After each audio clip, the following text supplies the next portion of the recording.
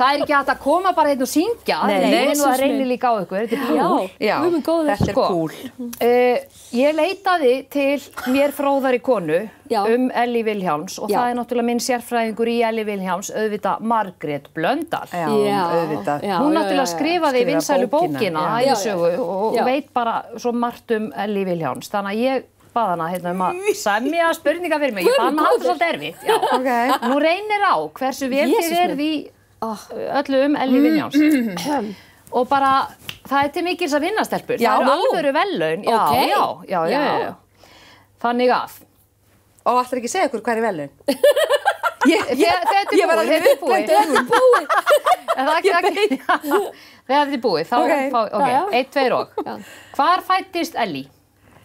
28. desember 1935 í Merkinesi í Höfnum.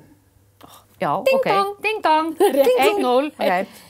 Hvaða lag af öllum lögum sem hún söng fannst henni erfiðast að syngja? Sveiti milli sanda. Býttu sem er hvernig?